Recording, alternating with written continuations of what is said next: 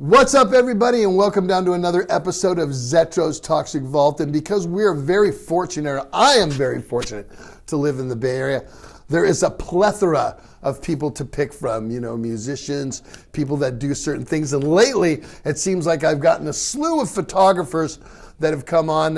Recently, you've probably watched the episode that I did on Harold O, but I have another guy who's also a Bay Area icon when it comes to photography. Most of the bands here, and I'm talking about from the littlest bands to the biggest bands, have this guy come and shoot them at one point or another. There's no time where I will walk on stage in the Bay Area and I will look out, and there in the pit is Mr.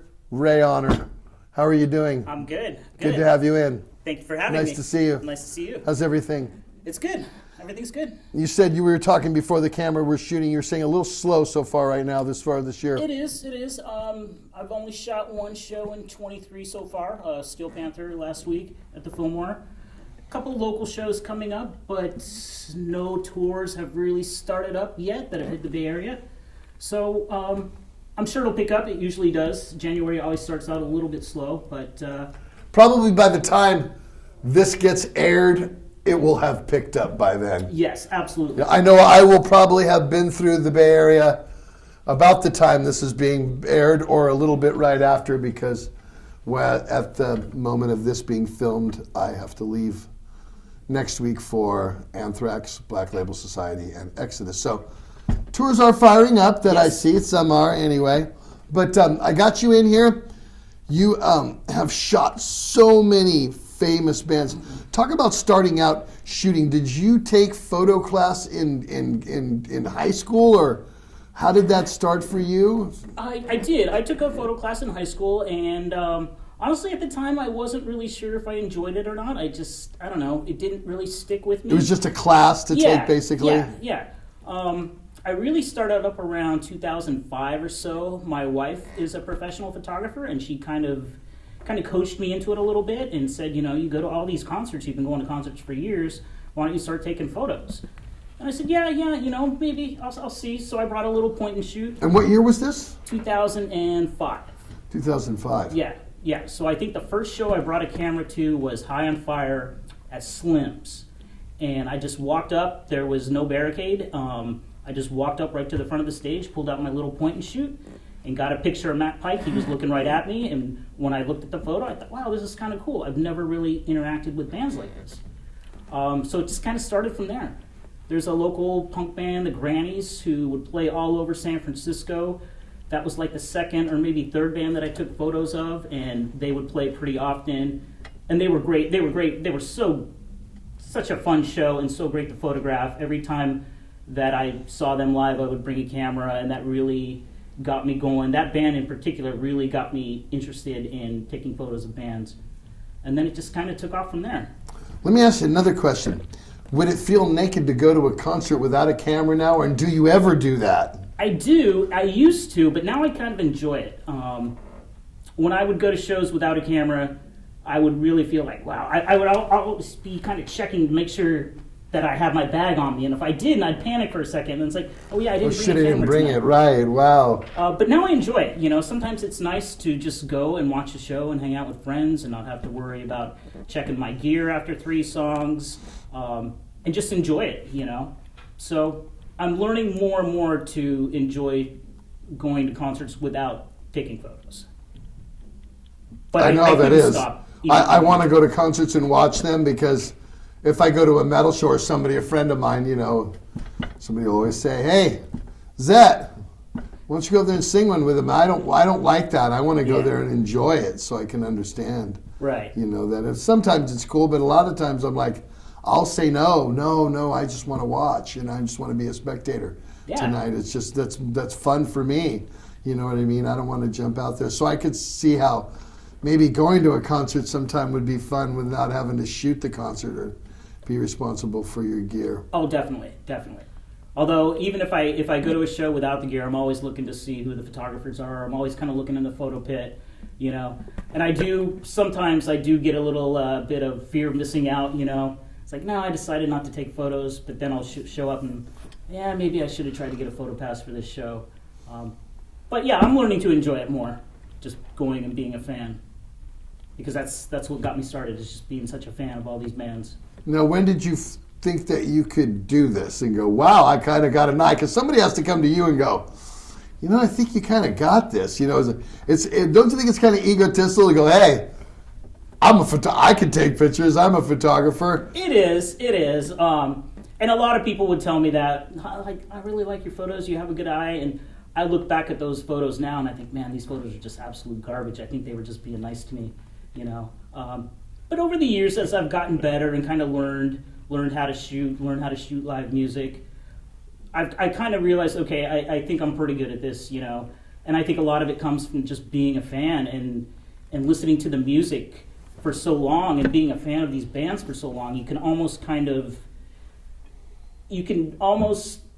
time the shot, just because you know what's coming next. You just know, okay, this is a part of the song where somebody's going to do this, or this is solo coming up. So I think being a fan of the music has really helped me kind of develop a knowledge. So you don't shoot bands you don't like then? You won't go to unless somebody's hired you to do so? And has that been the case before, saying, like, you've gone to see some, I don't know, what music you don't like, or maybe it's, hip hop or some country or something that you don't listen to, and you've gone there to shoot it and just like, ugh? I don't know. Even if I don't like the music, I love being in the photo pit. I love taking the photos. So I can kind of, if it's something that I don't like, that I don't care for. Do you leave right away, right after the third song? Because usually that's the rule. Sometimes I'll go get a beer and just kind of hang out and kind of give it a chance a little bit. And there are a few times where I've been pleasantly surprised, by an artist that I didn't think I was going to like, but I was just there to shoot. And then once I kind of watched a little bit of their set, I said, okay, this isn't so bad. But yeah, I've shot bands that just aren't my thing. I've shot Taylor Swift, Kesha, Katy Perry, And do you have a connection to somebody that's going to let you get into a big show like that, so you get into the photo pits for them? Because obviously there's got to be some type of fraternity that you have to become a part of to get in, because again, I see you and a certain other photographers that are the same every time. LA, New York, you see the same guys that you see, because so obviously they have the suave, the carte blanche of what it takes, you know what I mean? So is that what does it take to get into that loop? Talk about that. Right. Well, the first thing is most shows you have to have an outlet to shoot for. Your photos have to end up somewhere. And who do you shoot for? I shoot for a couple different publications. There's a local site called SF Sonic, and I probably get about 60 or 70% of the shows that I shoot through them. I also shoot for Consequence of Sound and Heavy Consequence. I've done stuff for Loudwire. It kind of varies, but SF Sonic and Consequence are my two big ones. And as long as the photos are going to end up somewhere, it's just a matter of finding whether it's the publicist, whether it's the record label, whether it's Live Nation. Once you find the channel to go through and you say, hey, I want a photo pass for this show, can you accommodate? This is where the photos are going to be. This is what my plans are for the photos. They're usually pretty receptive, and you can usually get a photo pass. But most of the time your photos have to end up somewhere. Uh-huh. Who have you gotten in the photo pit for that you were totally blown that you did get in for, number one? And who has anybody ever treated you horribly through that? Talk about that. Well, I'm always blown away when I get Iron Maiden. Iron Maiden is like the holy grail of photo passes. Because they're Iron Maiden. They don't need the publicity. They don't need some webzine who's going to run 20 pictures in a review for the show. So I've shot them 5 times, but I've also been denied probably 5 or 6 times. So I'm always blown away. I shot them last year in Concord, and I honestly didn't think I was going to get it. It came through at the last minute. As far as other bands, it varies. I've shot a band one year, and then the next year I get denied. So it kind of varies, Okay, we're looking for dirt. Anybody get nasty with you? Anybody been nasty with you? And as far as artists, management, a road manager, give us some juice.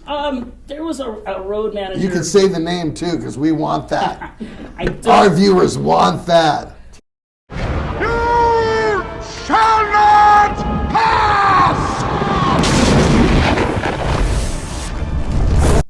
Anybody ever act like an asshole? I've had a few, you know. That's the juice the viewers want. The juice. A lot of times I think bands and tour managers and even security, they kind of look at photographers as kind of a burden, like we're always kind of in the way, no matter how discreet or how aware you are of where you're at. One in particular, I think it was around 2010, Triptychon were playing at Slim's, and Frost was drumming for them at the time, and I was shooting for a drumming magazine, and they had given me all access because they wanted me to go up on stage and get a photo of his kit before the show. So I talked to the security at Slim's, and they're like, yeah, no problem, go ahead. You know, they showed me to the stage, and I was taking photos, and all of a sudden the tour manager comes out, and he just absolutely loses his shit. And he's like, what the fuck are you doing here? Why are you here? You're in my way. And even after I explained it to him, you know, he was still kind of an asshole, and it always kind of stuck with me. And it's also made me extra aware of my presence, because I know a lot of times when you're in the photo pit or whether you're on stage, you know, you're kind of like, you're secondary. It's and as it should be, it's all about the band. Right. So I'm very conscious of being out of the way, being kind of like a fly on the wall, and not, you know, not giving anybody the opportunity to tell me to get the fuck out of here. Right. So. Talk about your relationship with Kirk and the Metallica guys. So when Kirk Hammett did his Fear festivals in 2013 and 2014. That was in the second one. Yes, that's right. You guys played. Yep. I was his photographer. So for both festivals, I would kind of follow him around all day and just kind of get candid shots of him interacting with fans, interacting with the bands. At the Regency, he was judging a couple contests, and just kind of hung out with him and just was kind of like a fly on the wall, just kind of blending into the background, taking photos. So I did that for 2 years, and I also did a photo shoot with him for his pedal company at the time. Went to Metallica headquarters twice, actually, and did some photos. Super nice guy, super easy to take photos of. And I've known a few people in the Metallica camp over the years, and they've always been very good about giving me photo access for their shows. In fact, I just shot them last month down in LA in December. So it's been good. It's been good. For such a huge band, them and their PR and their management has always been good to me. Yeah, Harold was on here. Harold O was on the show recently, and he said the same thing about them. And they're a class act. They take care of their people. Absolutely. And that's, you know, and I know that about them. Obviously, Exodus and Metallica have a close relationship. You know, it hasn't been as close over the years as it was back in the day, but right. But you know, they still keep in touch with the guys and stuff. So I still talk to them about that. So yeah, definitely a class act. Definitely for sure. A class act. For sure. Yeah. So yeah, they've been great, and I will always go out of my way to photograph them anytime I can. You know. Cool. Well, we're going to take a break. We're going to go to some sponsors, and we're going to come back. We're going to talk to Ray a little bit more about who his favorite people are to shoot, his favorite shot, and other things when we come back on Zetro's Toxic Vault. I just got off tour with Exodus, and you know what makes me feel good is when I look down in the crowd and I see my own shirts. Zetro's Toxic Vault shirts in the crowd. Want to know where to get them? Go to seasonofmist.com. They got a bunch of different varieties and a bunch of cool designs, and you can get them any size. They're print to order. You want a 3X on a hoodie? You can get it. You want a blue shirt, black shirt, whatever, anything that they print on, you can get it ordered to your size. seasonofmist.com. Now, for you people in Europe, they have a European office, so you don't have to spend a whole bunch of money on postage in the United States. Go to seasonofmist.com and get your Zetro's Toxic Vault merchandise today.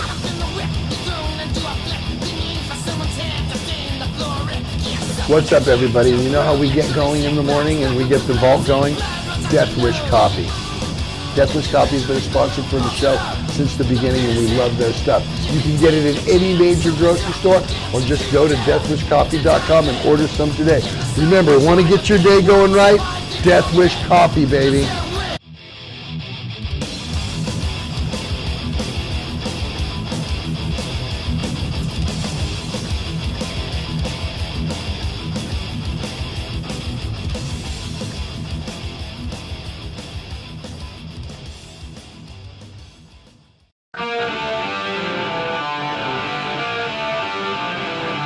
Bye.